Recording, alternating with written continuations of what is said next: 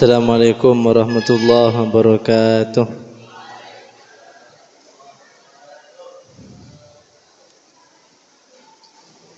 Bismillahirrahmanirrahim. Allahumma inni a'udzubika an adilla au udalla au azilla au uzalla au adlima au udlama au ajhala au yujhala alayya wa sallallahu ala sayyidina Muhammadin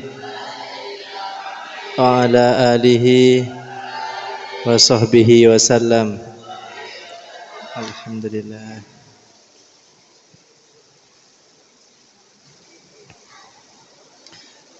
Sebelum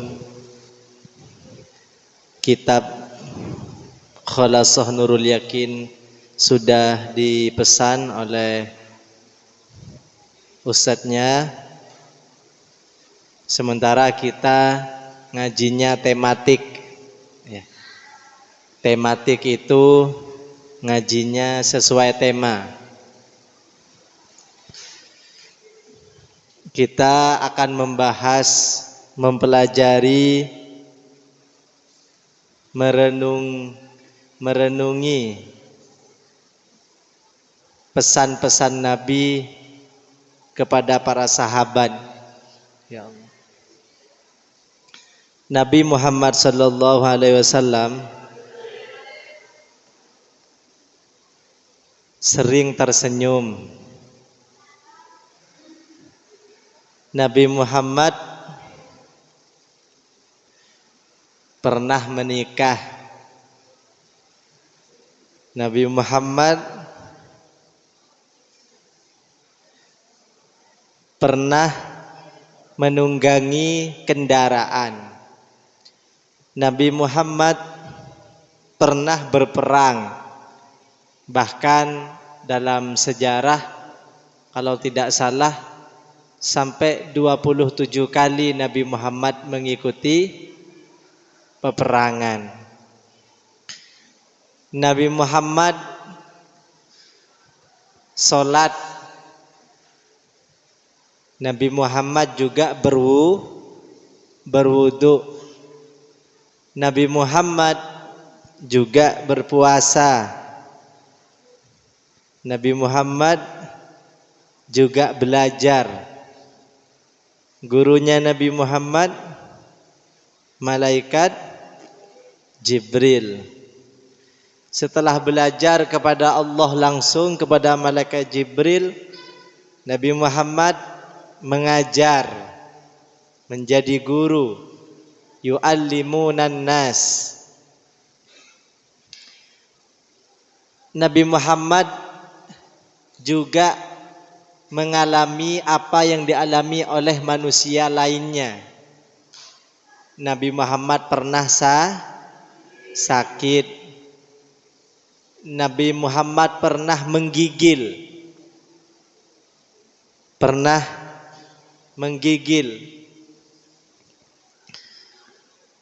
Setelah Nabi Muhammad mengalami pengalaman dalam spiritual, dalam ibadah, ternyata banyak ibadah-ibadah yang berat. Banyak ibadah-ibadah yang mudah. Di antaranya ibadah yang berat adalah istiqomah.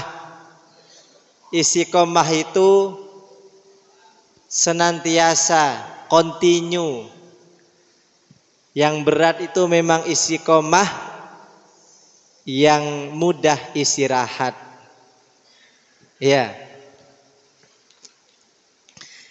Setelah Nabi Muhammad menjalani belajar dan mengajarnya, ternyata Nabi Muhammad menemukan ibadah yang berat. Ibadah itu ada yang ringan, ada yang berat. Salat itu berat. Bagi siapa? Bagi orang-orang munafik.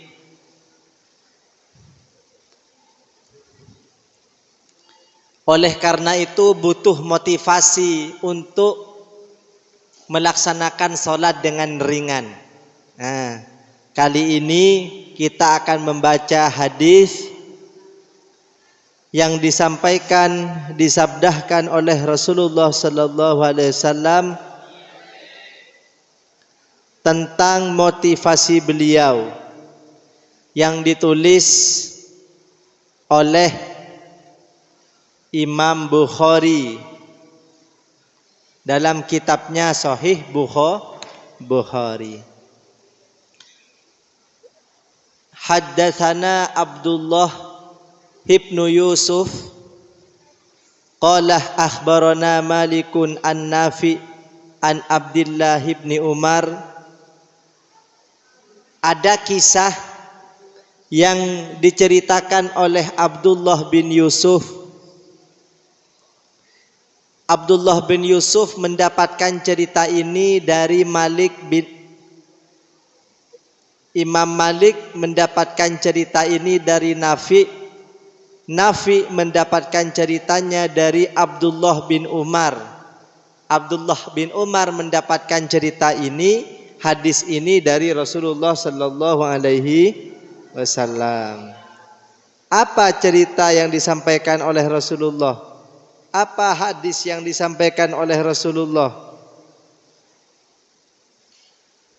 Hadisnya, salatul jama'ati tafdulu salatal fadhi bi sab'in wa isrina darajatan.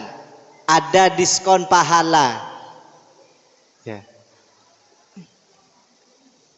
Salat berjamaah pahalanya lebih banyak daripada solat sendirian dengan tambahan pahala 27. Jadi kalau solat sendirian pahalanya lebih sedikit daripada solat berdua. Solat berdua pahalanya lebih sedikit daripada solat bertiga. Solat bertiga pahalanya lebih sedikit daripada solat berempat. Semakin banyak jamaahnya, semakin banyak pula pahala. Daripada sendirian dengan berjamaah, solatnya lebih banyak berjamaah, yaitu mendapatkan tambahan 27 pahala.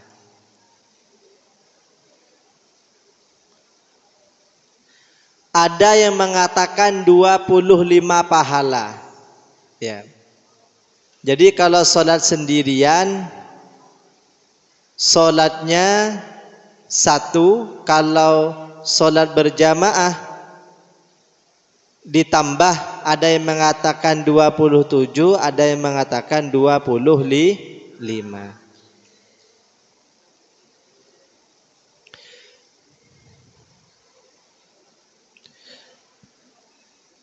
Hadis yang kedua,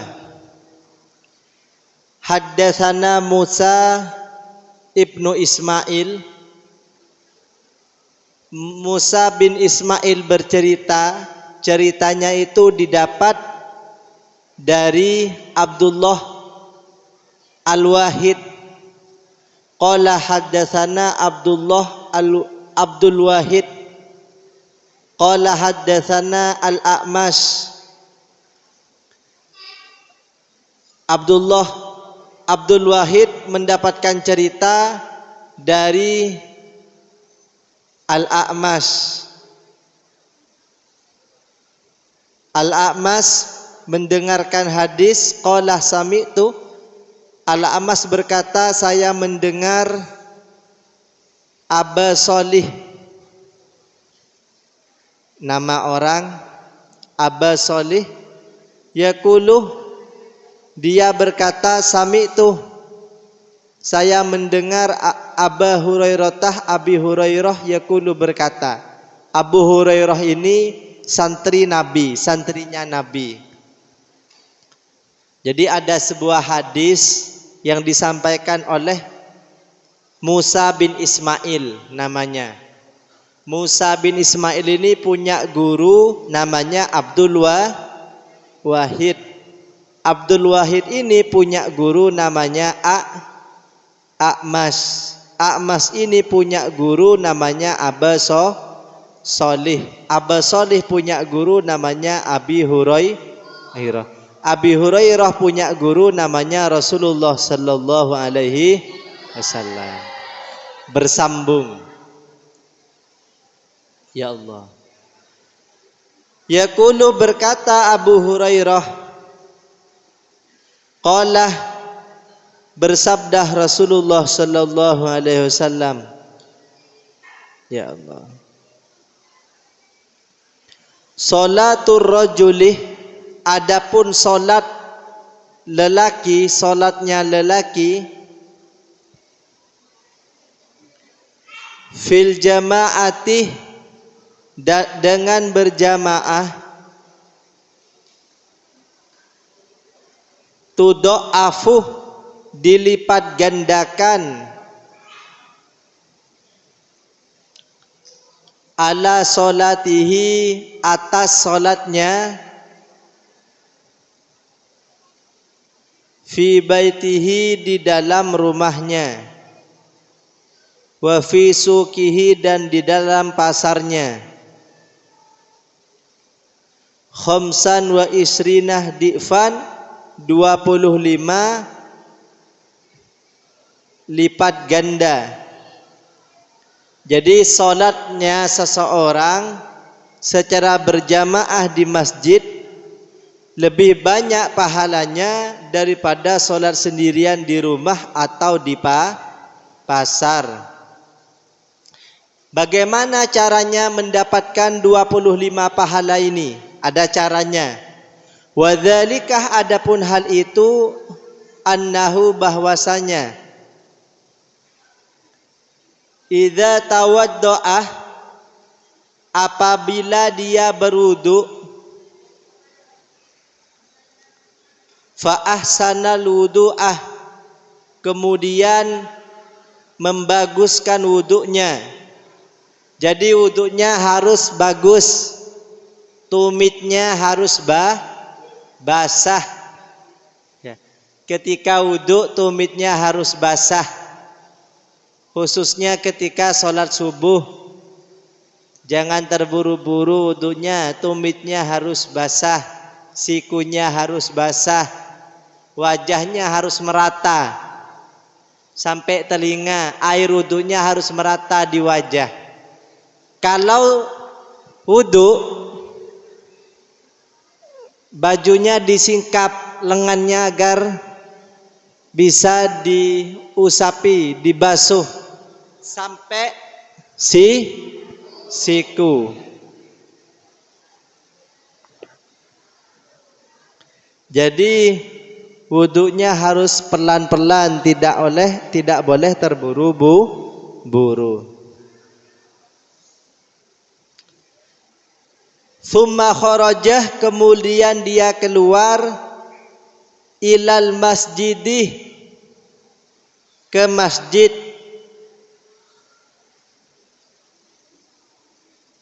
la yukhrijuhu, tidak mengeluarkannya, illa sholatuh, kecuali sholat. Jadi niatnya kalau pengen dapat pahala 25, nabung pahala nanti biar berat ketika ditimbang, niat ketika mau ke masjid tidak ada niat lain kecuali hanya ingin berjamaah. Motivasinya ke masjid bukan karena apa-apa, memang karena ingin berjamaah menjalankan perintah Rasulullah. Ke masjid, banyak yang ke masjid tapi tujuannya beda. Kalau pengen pahalanya 25, tidak ada motivasi selain ingin sholat berjamaah.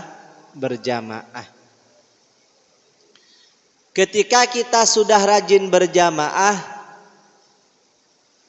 jangan menjelekkan orang lain yang masih belum mendapatkan hidayah taufik untuk sholat berjamaah. Tugas kita bukan untuk mencari kesalahan dan menjelekkan orang lain. Tugas kita adalah memberi contoh.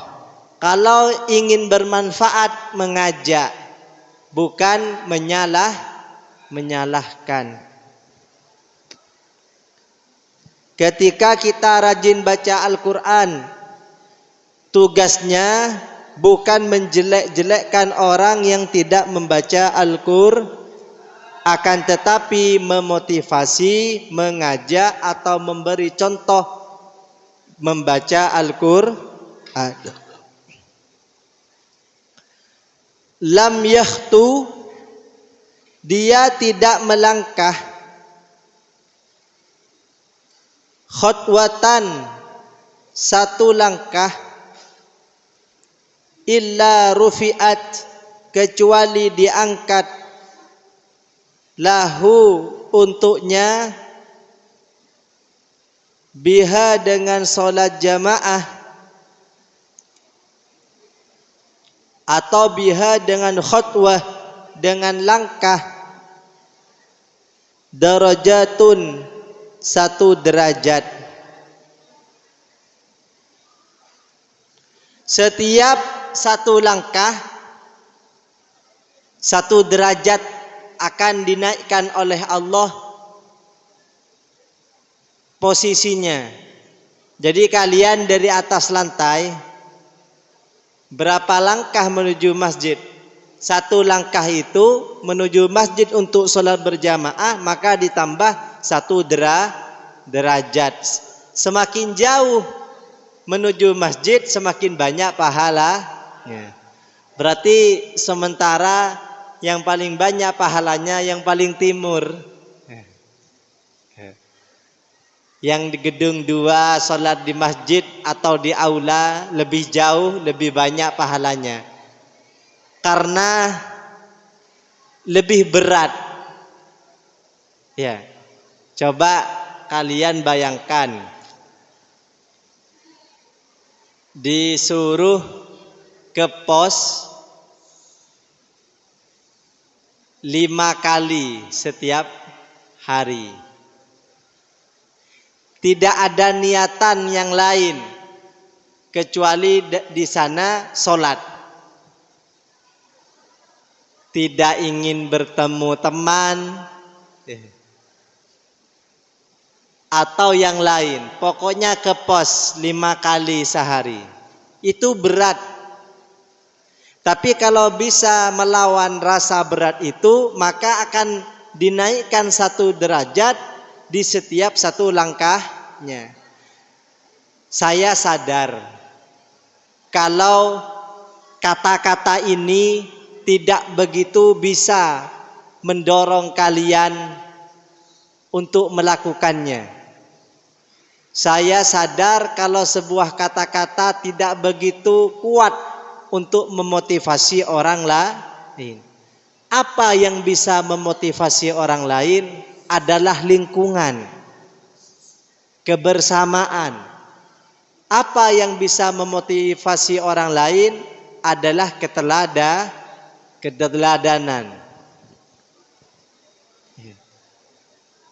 Serajin apapun seseorang, ketika salah memilih lingkungan, lingkungannya tidak ada yang sholat, tidak ada yang berjamaah, pasti lambat laun dia menurun kesemangatannya.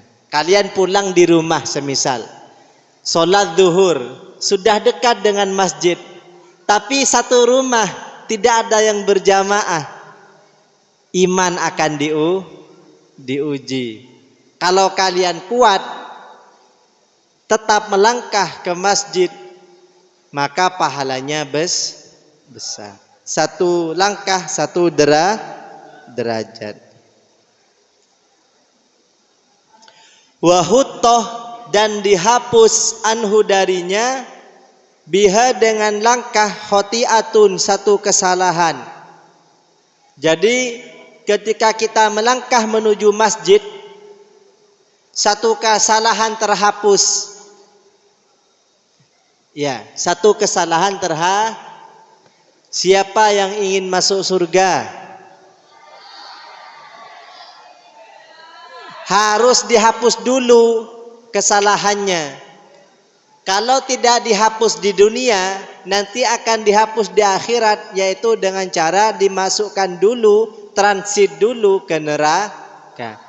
Agar dosa-dosa kita tidak dihapus di neraka, ada satu amalan yang bisa mencicil menghapus dosa, yaitu melangkah menuju masjid untuk sholat berjamaah. Setiap satu langkahnya itu akan menghapus satu dosa. Faida sholat, maka apabila dia sholat, lam tazal senantiasa al malaikatuh malaikat tusolli memohon ampun alaihi atasnya, madamah selama dia fi musallahu di tempat sholatnya. Ya Allah, malaikat itu mendoakan seseorang yang sholat. Kapan? Selama dia berada di tempat sholatnya. Sholat di kamar, selama di tempat sholatnya didoakan terus oleh malaikat. Pergi ke masjid duduk, tidak cepat-cepat ke tempat makan, tidak cepat-cepat pindah. Maka selama berada di tempat sholat, dia akan didoakan oleh malaikat. Apa doanya? Bagaimana doanya? Allahumma ya Allah,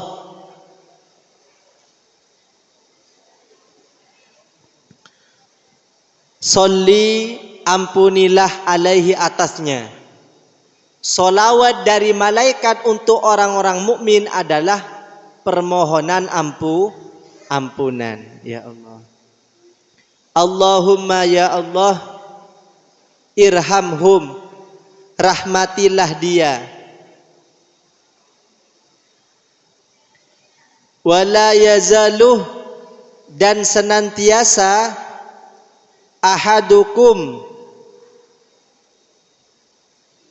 salah satu di antara kalian, fi sholatin, dalam pahala solat, mantadoroh, selama menunggu as-solatah solat. Solat itu harus berdiri, ruku, i'tidal, sujud, duduk. Tapi ada amalan yang dinilai solat, dinilai pahala solat. Kapan? Duduk. Orang duduk biasa itu nilainya sama dengan solat. Duduk 1 jam sama dengan solat selama 1 jam. Duduk setengah hari sama dengan pahala solat setengah hari, tidak ada henti-hentinya.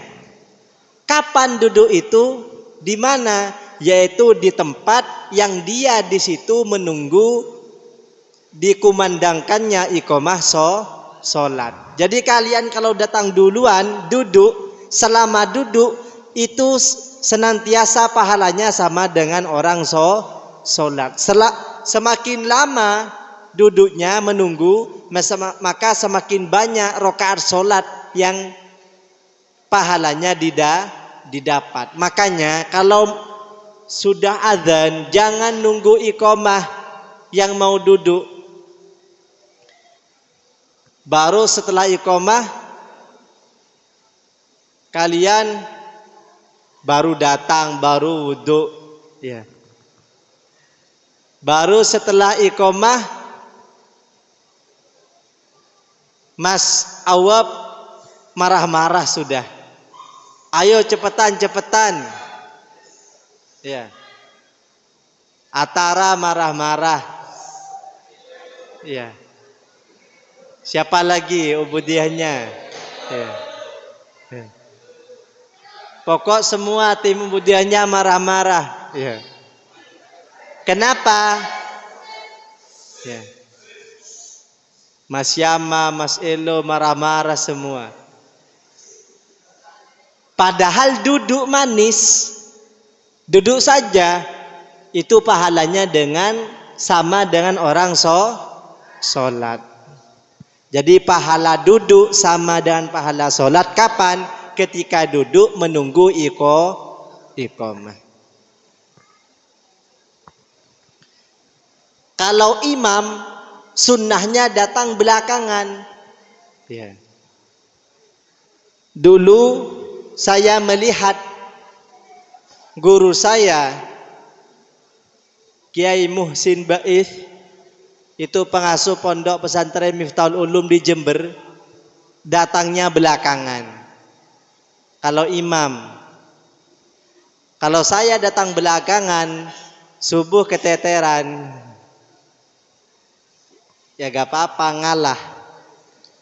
Di Lumajang kiai saya datangnya belakangan. Dulu di sini Kiai Imam Mawardi datangnya belakangan. Rasulullah ketika sholat Jumat jamaah itu datangnya belakangan. Ini disebutkan di kitab Rawai'ul Bayan karya Imam Ali As-Sabuni, Syekh Ali As-Sabuni. Belakangan. Kalian kalau imamnya tidak datang, tidak mau ngumpul di masjid, jadi datangnya bareng sama imam, itu etikanya keliru, salah. Saya dulu ketika menjadi makmum datang duluan, tapi sekarang jadi imam datangnya belakangan. Coba semisal imamnya datang duluan langsung sholat, makmumnya sumbraut nanti. Iya. Jadi kalian tidak usah menunggu imam, datang dulu, ngumpul, baca zikir, selama duduk sama dengan orang melaksanakan sholat. Sholat itu sudah berat. Ada 2 sholat yang paling berat. Bahkan Nabi Muhammad Sallallahu Alaihi Wasallam sampai bilang begini, nanti kalau ada yang tidak sholat, duduk-duduk manis di rumahnya, saya bakar rumahnya. Nabi Muhammad bukan hanya bisa tersenyum, Nabi Muhammad bukan hanya bisa tersenyum, tapi Nabi Muhammad juga bisa marah. Kapan Nabi Muhammad marah? Ketika syariat agama dibuat ringan, ketika syariat agama dienteng-entengkan, tidak diseriusi. Bahkan ada salah satu ustadz dari Sukorejo itu mengatakan, di zaman akhir itu seseorang akan menseriusi apa yang tidak perlu diseriusi, dan tidak akan menseriusi apa-apa yang diseriusi oleh orang-orang terdahulu. Dibolak-balik. Ya. Apa 2 sholat yang paling berat? Menurut kalian apa? Oh, berat semua Ustaz.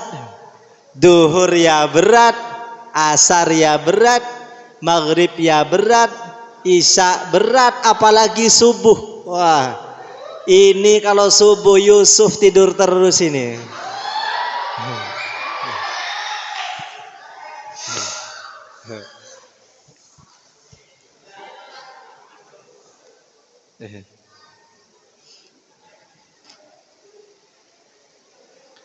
Ada 2 sholat yang lebih berat daripada yang lain. Kalau menurut kalian kan berat semua. Tapi ada 2 solat yang sangat berat.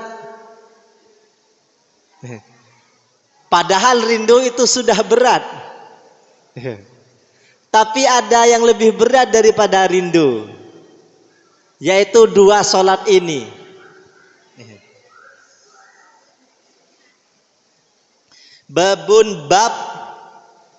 Babu fadlil isya fil jamaah, bab keutamaan isya solat berjamaah. Saya itu kalau isya tidak ikut berjamaah pasti melakukan dosa. Kalian buktikan nanti kalau di rumah. Kalau sholat isya-nya tidak berjamaah, pasti kalian melakukan dosa. Ya. Nanti dipikir-pikir sendiri. Di antara dosa ketiduran. Loh, tahu-tahu subuh belum sholat berjamaah, sholat isya semisal. Ada yang ketiduran di rumah belum sholat isya? Ya. Iya. Makanya usahakan isya ini berjamaah. Haddatsana bercerita kepada kami Umar bin Hafs. Qala berkata Umar bin Hafs, haddatsana bercerita kepada kami abi, siapa ayahku. Qala berkata abi, haddatsana bercerita kepadaku al-A'mas. Qala berkata Amas, haddatsani bercerita kepadaku Abu Shalih. Abu Shalih mendapatkan cerita an Abi Hurairah, dari Abi Hurairah. Qala berkata Abu Hurairah, qala Nabi sallallahu alaihi wasallam. Nabi Muhammad memberikan motivasi kepada para sahabat. Motivasi ini saya ulang kepada kalian. Laisah, tidak ada solat asqalah yang lebih berat alal munafikin, atas orang-orang munafik, minal fajri, daripada solat subuh wal isya'i, dan isya. Tidak ada solat yang paling berat menurut orang-orang munafik kecuali 2 solat, yaitu solat subuh dan isya. 2 solat ini menurut orang-orang munafik solat yang paling berat, karena solat fajar waktunya tidur, solat isya waktunya main dan ngobrol. Lah 2 solat ini menurut orang-orang munafik itu paling berat. Orang-orang munafik. Ya, kalau kalian kan bukan, cuma mirip.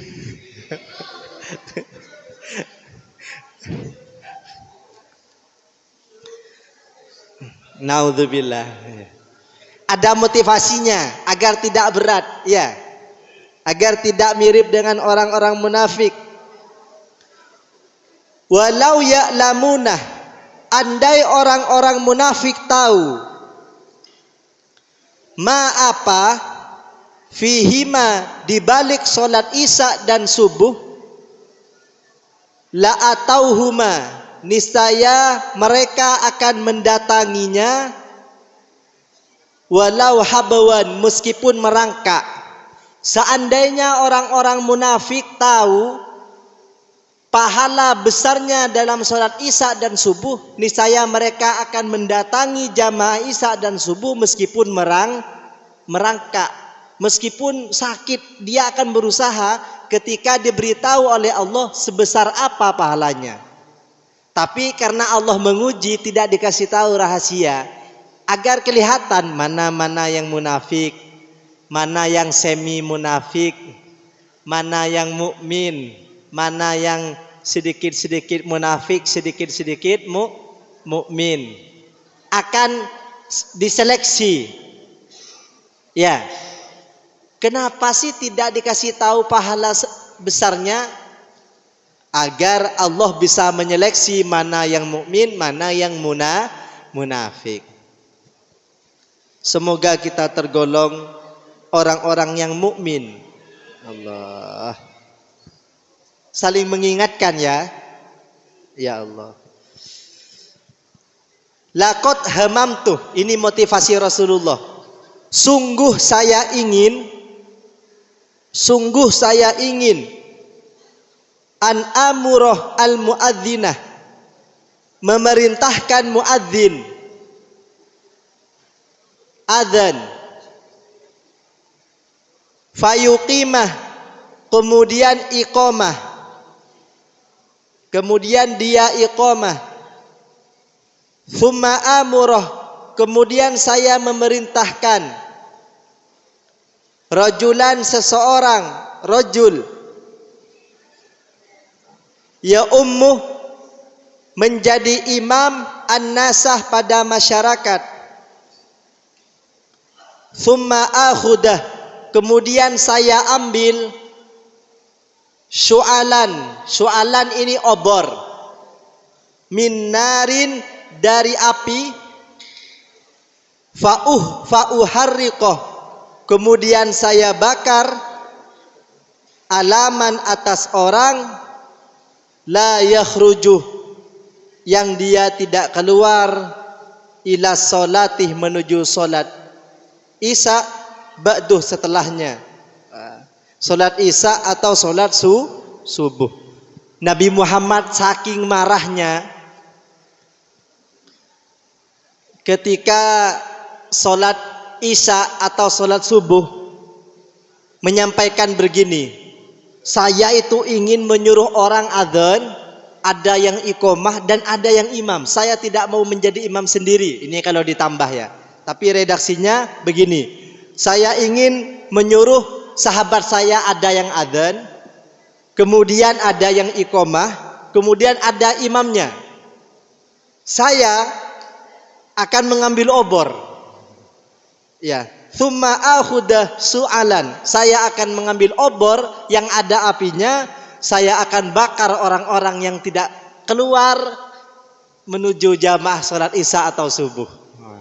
Itu saking marahnya Nabi Muhammad. Jadi tidak masalah semisal tim ubudiyah, nanti kalau tidak ada yang keluar dari kamar, saya akan ambil api obor, saya taruh di depan masjid, saya ambil semprotan air, saya semprot wajah-wajahnya. Lebih keras mana, disemprot dengan air atau di obor, dibakar dengan obor? Makanya saya tadi subuh bilang begini, siapa tadi yang saya suruh ambil semprotan? Ya, Fahriya, ya, Nizar. Saya sudah mangkel, saya menyuruh Nizar atau Fahri ambil semprotan, saya semprot semua. Tapi kalau Nabi itu tidak jadi ngobor ya, cuma ditakut-takuti kalau saya tak semprotin semua, bukan nakut-nakuti. Ya, niru Nabi. Ya. Jadi nanti kalau besok atau nanti isya ada tim ubudiyah bawa semprotan, disemprot, jangan marah, mungkin itu niru Nabi. Nabi itu tim ubudiyah, ketua ubudiyah. Nabi itu ketua ubudiyah yang tugasnya obrak-obrak orang yang mau sholat. Jadi yang jadi tim ubudiyah itu mengikuti sunnah Nabi. Allahu a'lam bishawab. Rabbana anfa'na bima 'allamtana wa 'allimna alladzi yanfa'una wa zidna ilma walhamdulillahi kulli hal. Ayo doa. Ayo doa bareng-bareng istiqomah. Ayo awab.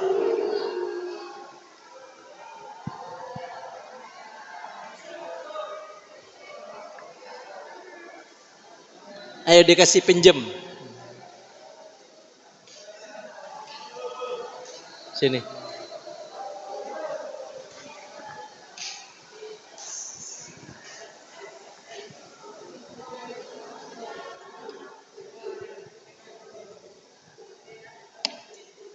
Ya Rabbana a'tarafna bi annana aqtarafna وأننا أسرفنا على لظى أشرفنا يا ربنا اعترفنا بأننا اقترفنا وأننا أسرفنا على لظى أشرفنا فتب علينا توبة تغسل لكل حوبة واستر لنا العورات وآمن الروعات يا ربنا بأننا اقترفنا وأننا أسرفنا على لظى أشرفنا واغفر لوالدينا ربي ومولودينا والآل والإخوان وسائر الخلان وكل ذي محبة أو جيرات أو صحبة والمسلمين أجمع آمين رب يسمع فضلا وجودا منا لا باكتساب منا بالمصطفى الرسول نحظى بكل سول صلى وسلم ربي عليه عاد الحب وآله والصحب عدد طش الصحب والحمد لله في البدء والتناهي والحمد لله في البدء والتناهي يا ربنا اعترفنا بأننا اقترفنا وأننا أسرفنا على لظى أشرفنا.